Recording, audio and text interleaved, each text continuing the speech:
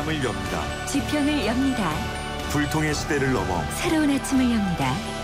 신율의 출발 새 아침. 신율의 출발 새 아침 3부 순서 광고 듣고 오겠습니다.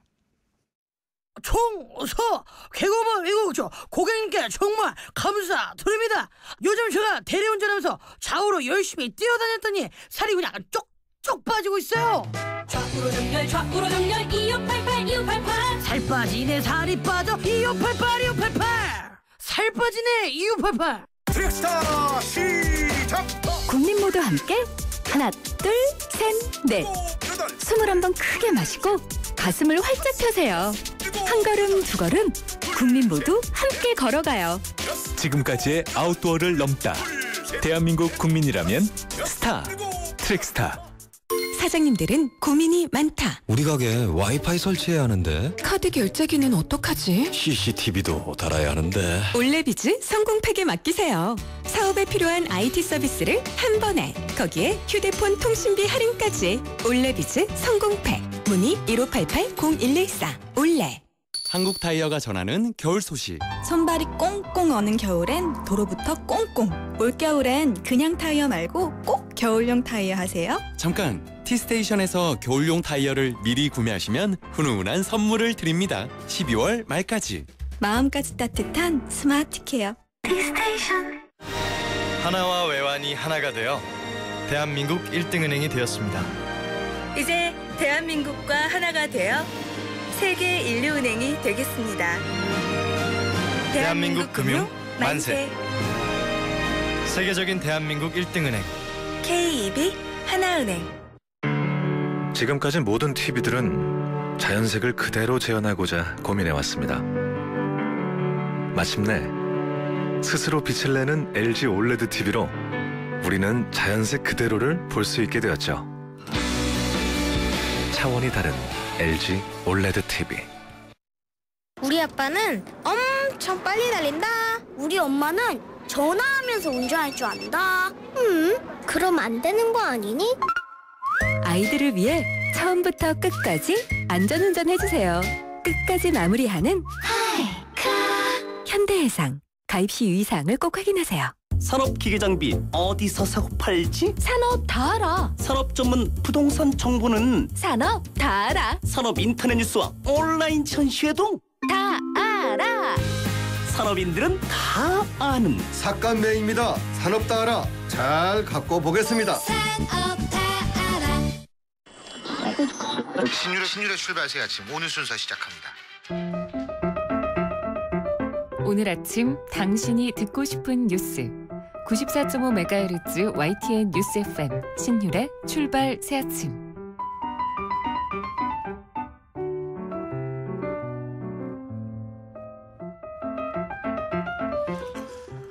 여러분, 오늘이 무슨 날인지 아십니까?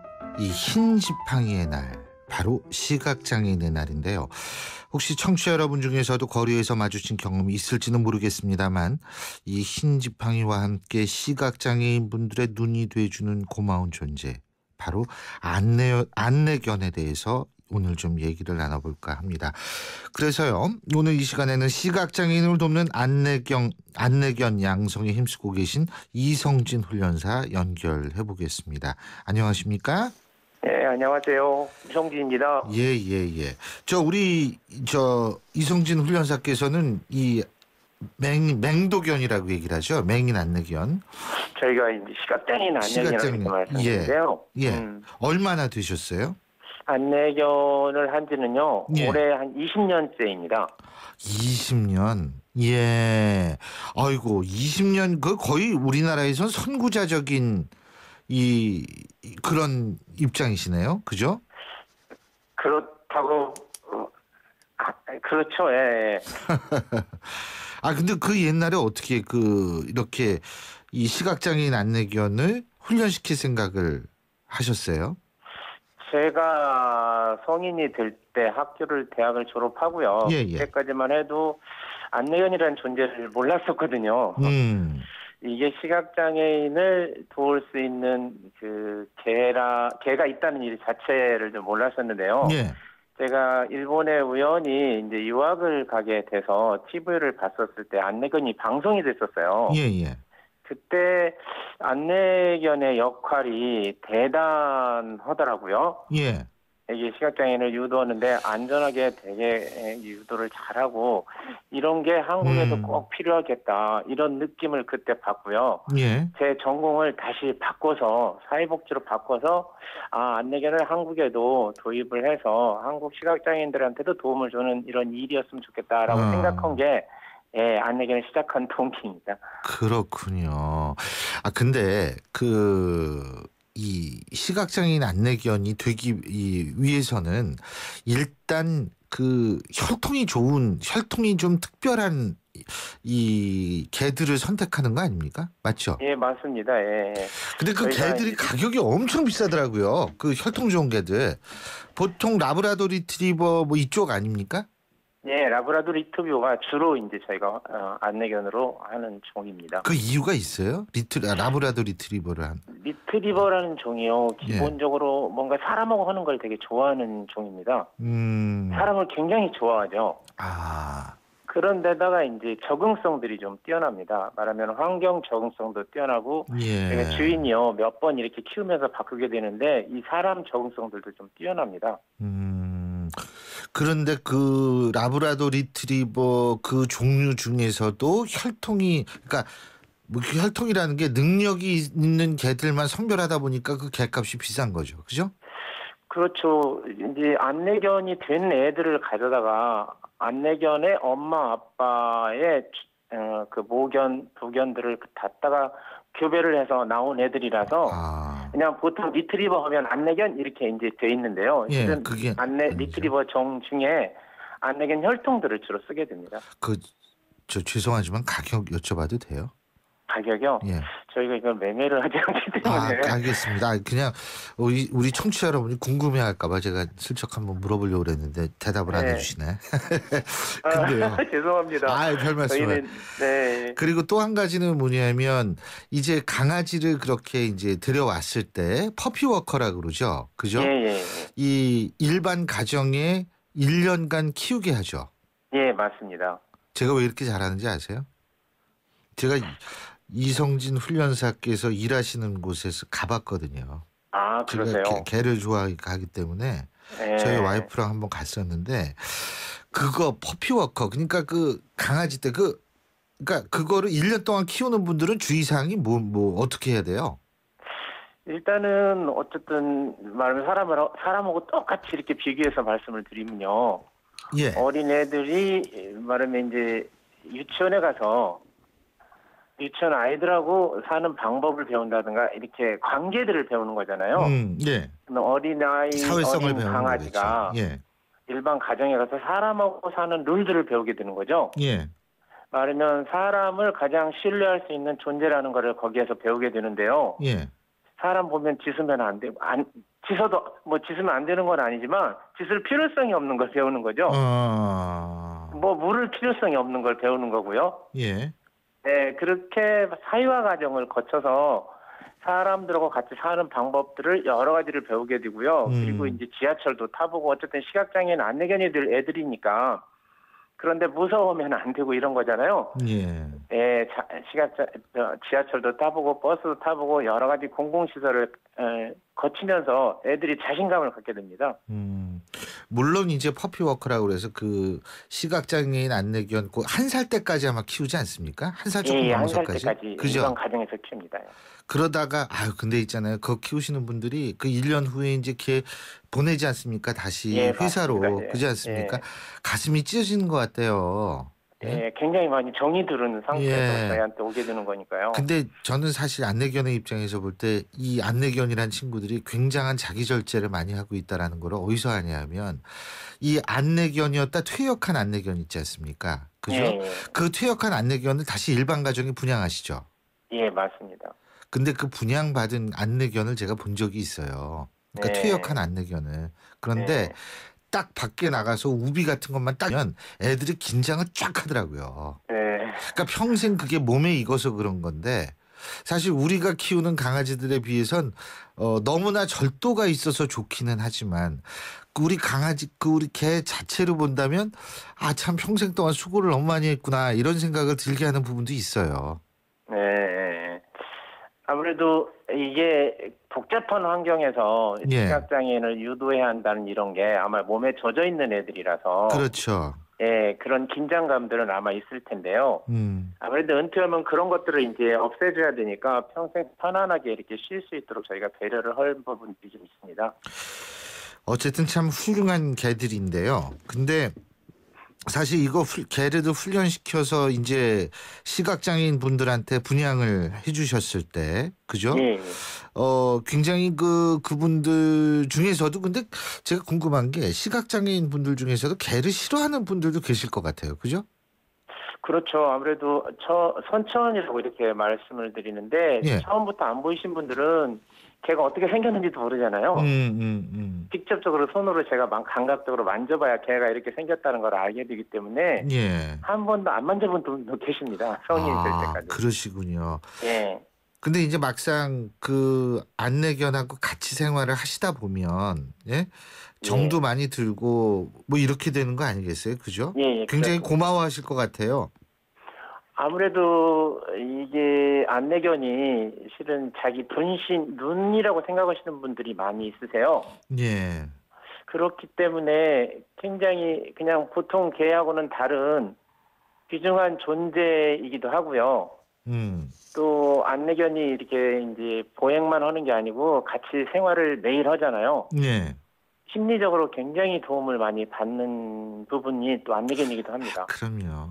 네. 사실 꼭 시각 장애를 가지신 분 아니더라도 이 개랑 같이 있으면은 모든 사람이 다 편안해요. 제가 항상 주장하는 게 장애를 가지신 분들이 편안한 세상이면 일반인들도 편안하다. 제 주장이 항상 이건데.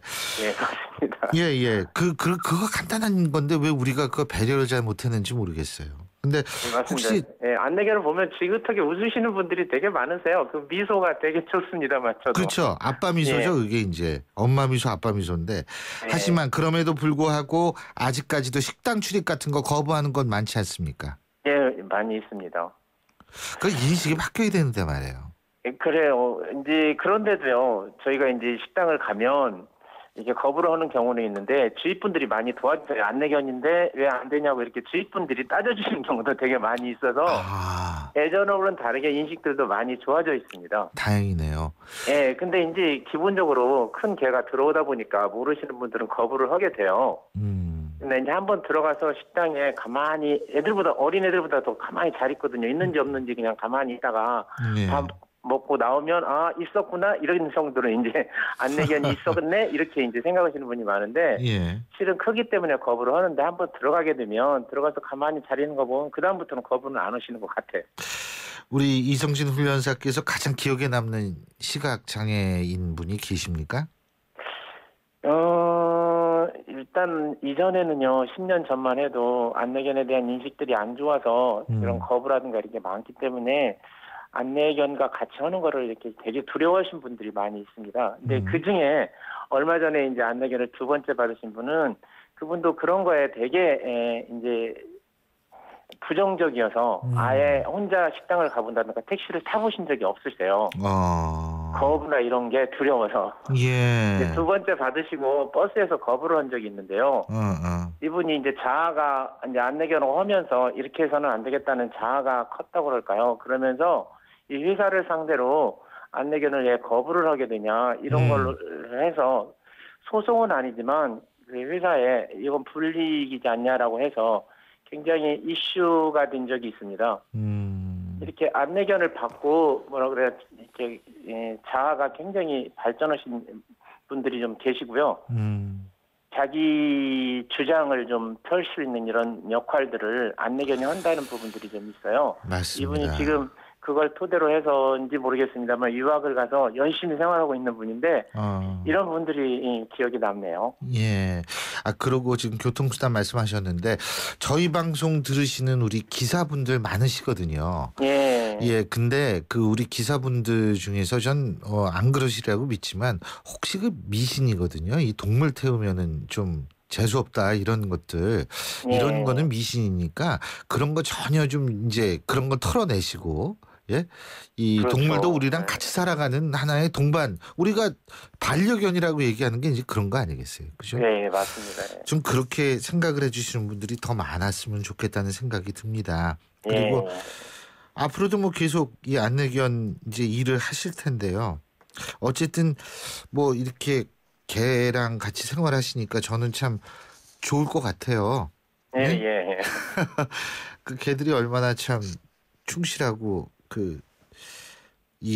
귀엽습니까? 맞습니다. 예. 예.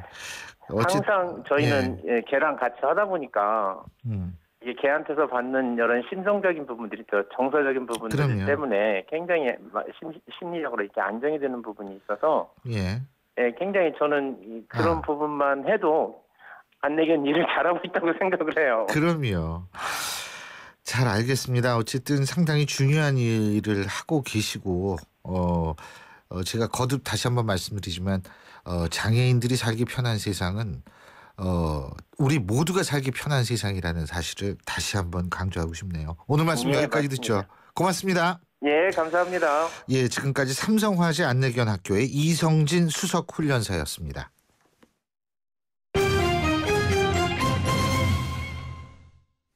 경제뉴스 알아보겠습니다. 최요한 경제평론가 전화 연결돼 있습니다. 안녕하십니까? 예, 안녕하십니까. 최요한입니다. 아우디하고 아우디 폭스바겐 코리아 이게 이제 아우디 폭스바겐이 이제 같은 회사죠. 예, 아우디 폭스바겐 코리아가 코리아가 서비스 센터 부족으로 상당 시간이 흘러야지 리콜을 마무리할 수 있다. 지금 이런 얘기가 나오는 모양이죠. 예, 한마디로 이제 어느 세월에 이걸 다 하냐 이거거든요. 예. 그 본사 방침 내려오는 대로 배출가스 조작 의심된 유로5 차량 이게 12만 1,038대라고 합니다. 리콜한다는데 기껏 해봤자 아우디 폭스바겐 서비스 센터가 총 전국에 총 56곳에 불과하거든요. 계산을 해보면요. 이제 하루에 처리할 수 있는 평균 차량 대수가 20-30대로 봤을 때 이게 각각 뭐 100일이 넘습니다.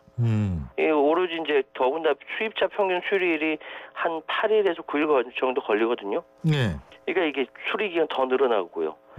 이러다 보니까 내년 한 해 동안 내년 리콜 업무에만 매달려야 한다라는 이야기인데요. 이 피해 차량 소유자들에게 피해 있는 차량 소유자들에게 돌아가게 되는 것이고 폭스바겐 서비스 센터 마비될 가능성도 있습니다. 아니 사실 외제차가요.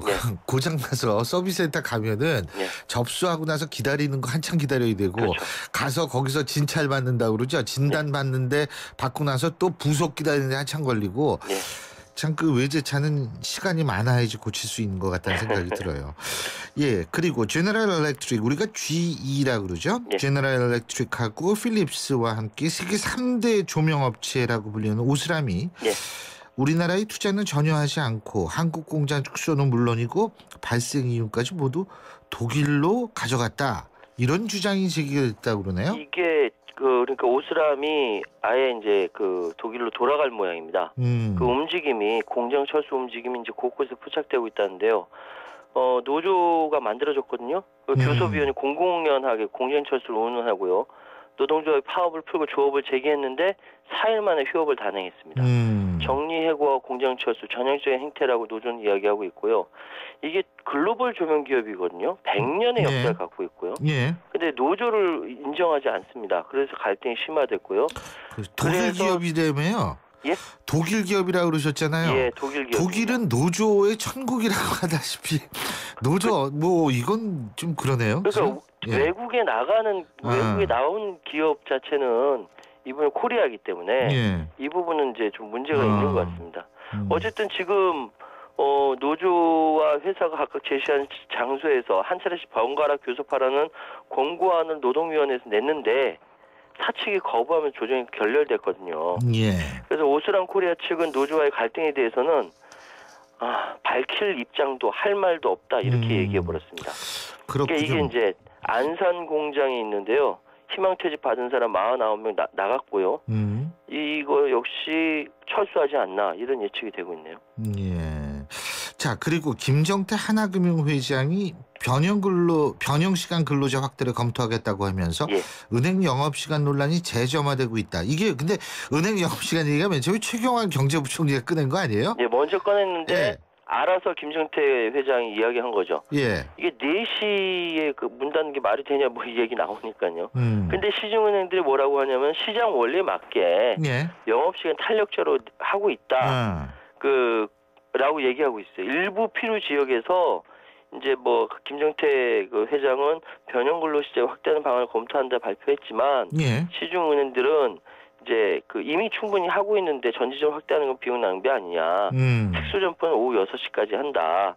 그래서 예를 들어 신한은행 같은 경우는 뭐 공항 출장 소등 69개 특수 점포가 있고 우리은행도 36개 점포에서 탄력적으로 운영한다. KB국민은행도 그렇다.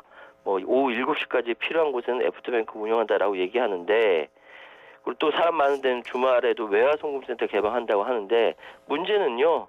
금융소비자, 우리 소비자들은 이 부분에 대해서 매우 좋아한다는 거죠. 예. 근데 이제 사실 그 은행에 근무하시는 분들이요. 4시에 문 닫고 난 다음부터 일 시작하는 거나 마찬가지라는 얘기 많이 하지 않습니까? 끝나고 나서 퇴근 시간이 굉장히 늦어요. 예. 이 은행에 계시는 분들이 퇴근 시간이 굉장히 늦습니다. 그러니까 이제 소비자의 입장에서 볼 땐 늦게까지 하면 좋은데 은행 계시는 분들 입장에서 볼 때는 그만큼 더 일을 해야 되니까. 예. 오늘 말씀 여기까지 듣죠. 고맙습니다. 감사합니다. 예, 지금까지 최요한 경제평론가였습니다. 일단 잘생기고 날씬해야지. 여자는 살림이나 잘하면 됐지. 어느 대학 나왔는지 보면 딱 안다니깐. 여러분도 느끼셨나요? 우리가 아무렇지 않게 웃고 지나치는 표현들, 당사자를 비하하고 차별하는 말입니다. 내 말 한마디가 누군가에게는 큰 상처가 될 수도 있습니다. 상처가 되는 말보다 존중의 말을 전해보세요. 참된 배려와 존중은 비하와 차별 없는 말에서부터 시작됩니다. YTN 라디오 언어문화 개선 캠페인은 국립국어원과 함께합니다.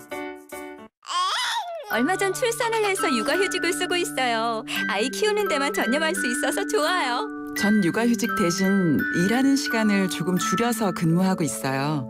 일도 하고 아이도 돌볼 수 있어서 정말 행복해요. 어머님이 편찮으셔서 병간호를 해야 하는데 고민이에요. 해결 방법이 없을까요? 네, 있습니다. 육아부터 가족 돌봄, 자기개발, 퇴직 준비까지 이제 필요에 따라 시간 선택제로 전환해 일할 수 있습니다. 물론 대우는 전일제와 달라지지 않습니다. 일과 삶이 행복해지는 시간 선택제. 이 캠페인은 고용노동부와 함께합니다.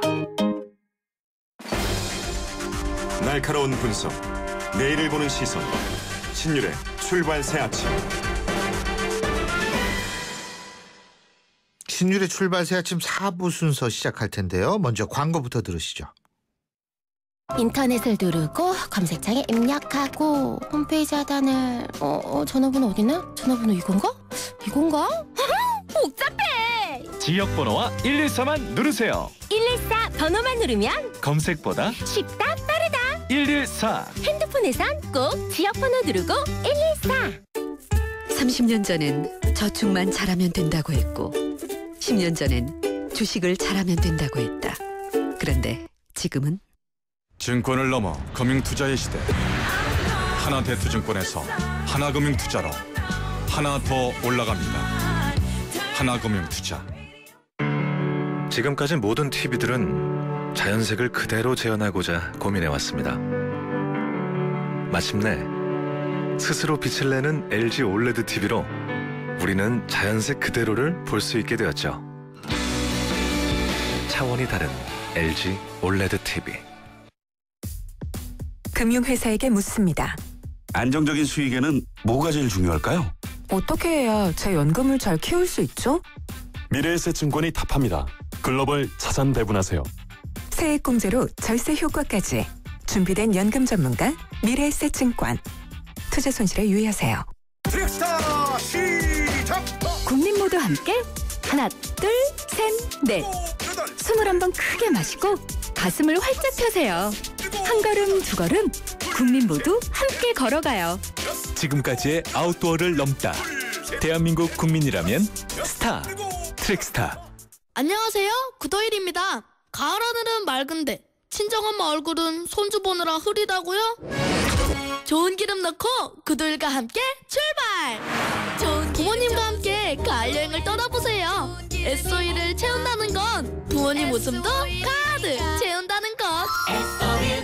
10월은 르노 삼성 자동차 고객만 2배 더 풍성하겠습니다. 개별 서비스의 인하는 물론 50만 원 더 돌려주는 더블 혜택. 밸류박스로 보험, 보증, 신차 교환까지 SM5 디젤 QM3로 누리세요. Better and different. 르노 삼성 자동차. 신차 교환 조건 및 혜택은 매장에서 확인하세요. 지금 시각 8시 35분 39초 지나고 있는데요. 교통 상황 알아보죠. 박광 캐스터. 네, 신율의 출발새 아침 교통정보입니다. 마포대로에서 사고 있었습니다. 충정로역 가는 길 마포대교와 마포역 사이 화재사고 발생해서 부근으로 주의하셔야겠고요. 마포대교 다리 건너서 여의도 쪽 가셨다면 여의도 부근으로 진입하는 차량들 많습니다.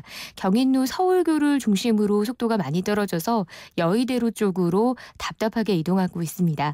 경인로 따라 외곽으로 가는 길도 물레동 사거리를 중심으로 신도림 쪽으로 더디게 통과합니다. 신율의 출발새 아침 교통정보였습니다.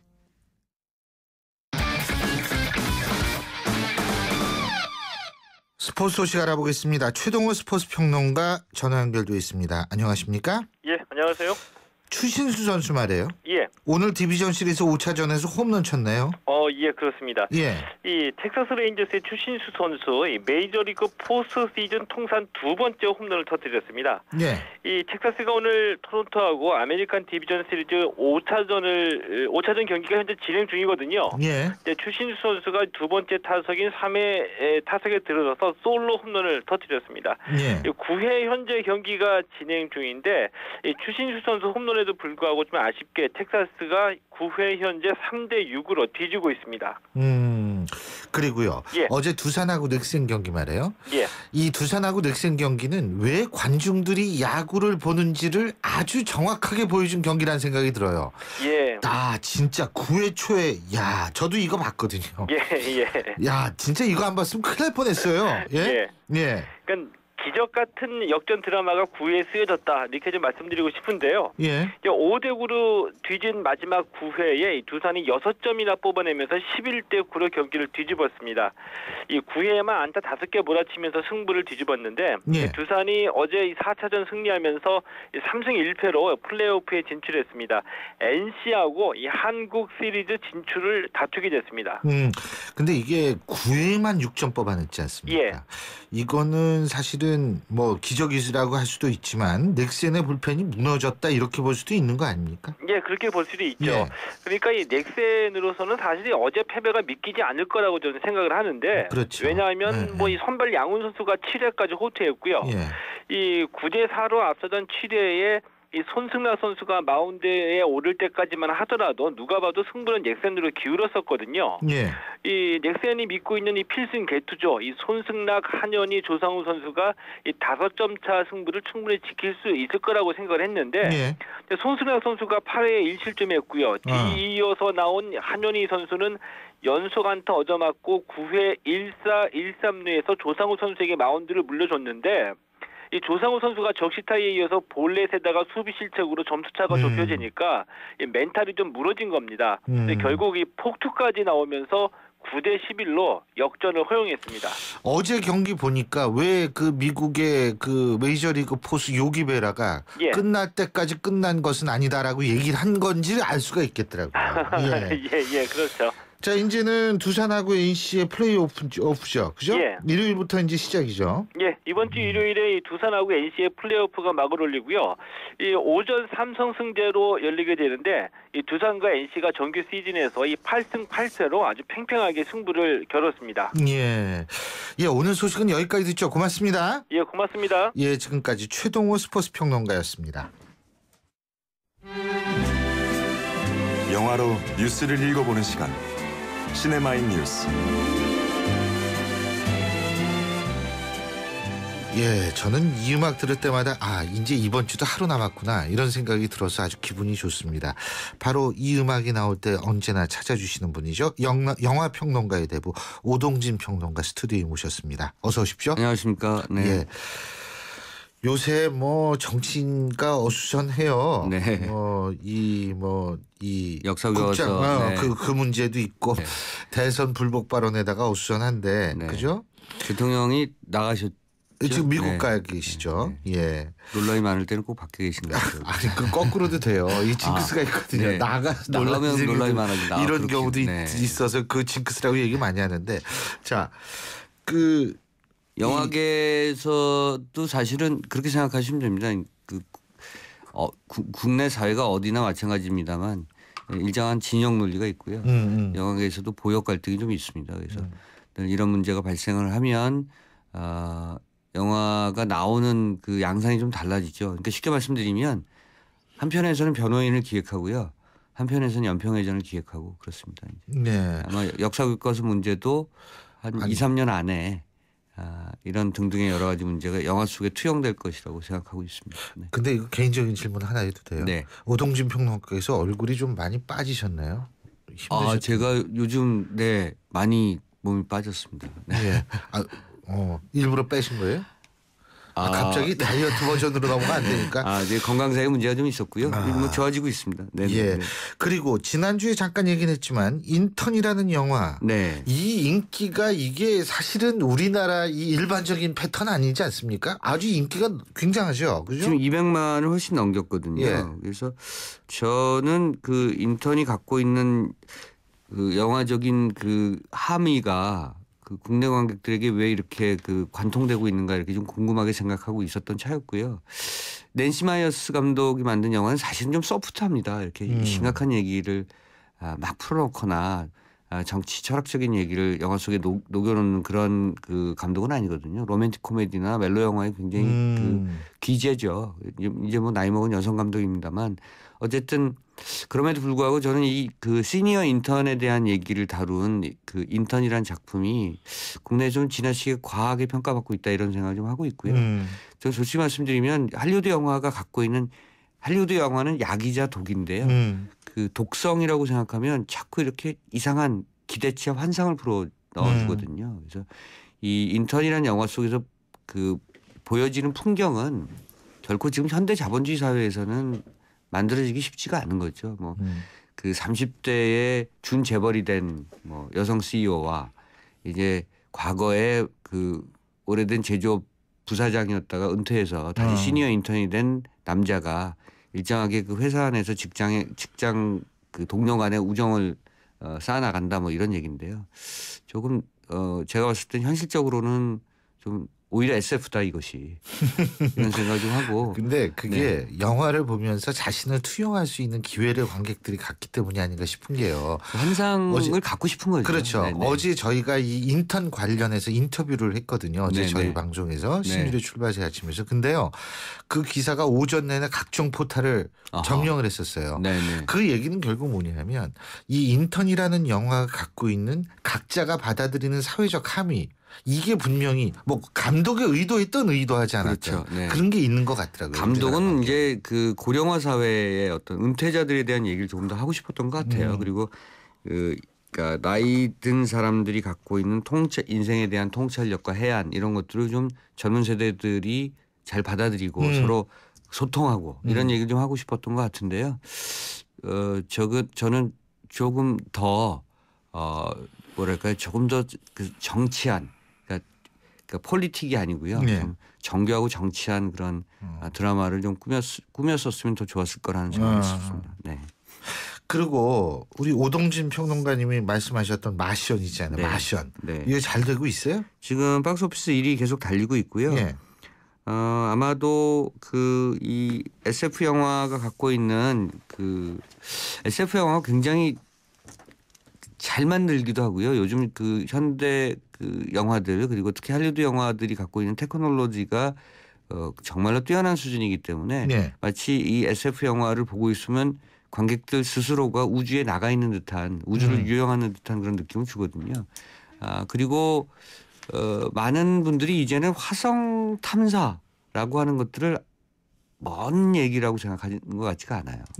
화성은 우리가 곧 정복한다 내지는 탐사를 성공시킨다 이런 생각들을 갖고 있는 것 같아갖고 이 마션을 조금 더 리얼하게 받아들이시는 것 같고요. 그리고 얼마 전에 나사 발표도 있었잖아요. 그렇잖아요. 물이 발견됐다 뭐 등등 있고요. 지금 그 하와이에서는 실제로 그 화성 그 환경을 조성해 놓고 우주인들 훈련을 하고 있죠. 그래서 화성이 굉장히 가깝게 있는 그런 행성이 됐는데 아마도 특히나 그 화성에 홀로 떨어진 한 사람에 대한 이야기니까 그 어떤 실존적 고독과 그 생존에 대한 몸부림 이런 것들이 마치 현대 사회를 살아가는 것과 똑같은 모습으로 그 투영하고 반영되는 것 같습니다. 그래서 그런 측면에서 관객들이 이 영화에 좀 열광하고 있는 것이 아닌가.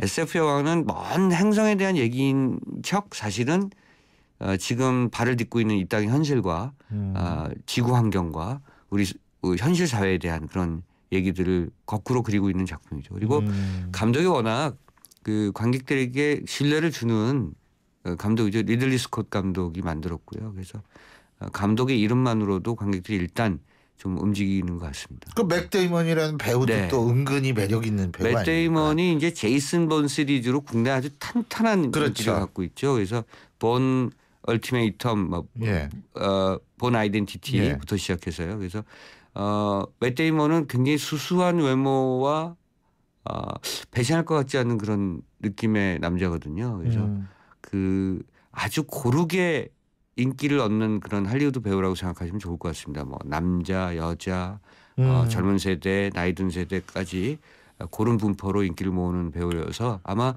그 어떤 배우를 쓰느냐에 따라서 흥행이 되느냐 안 되느냐를 보여주는 어떤 그런 영화이기도 합니다. 우리나라도 그런 배우들이 있잖아요. 그렇죠. 그죠? 네.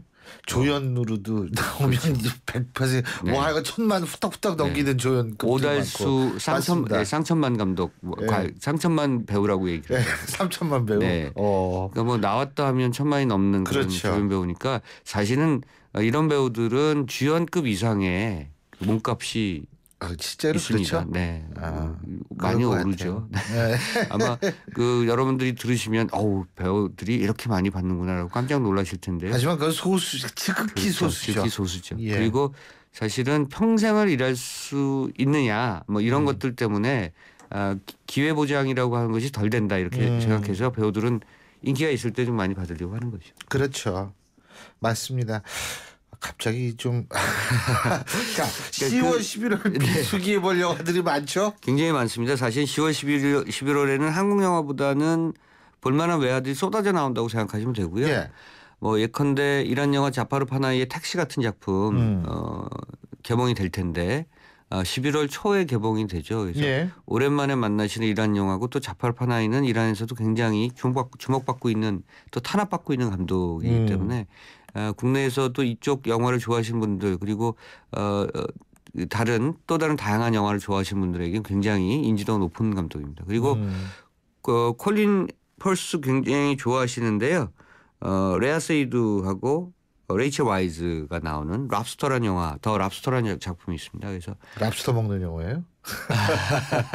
네, 영화를 보시면 45일 만에 그 사랑을 완성시키지 않으면 이 사람이 변하게 된다는 뭐 약간의 그 환상적인 그런 소설이죠. 그리고 신데렐라에다 인어공주에다가 뭐 여러 가지를 섞은 영화가 아닌가 이런 생각이 갑자기 사람은 드는데. 결국은 사랑을 해야 된다.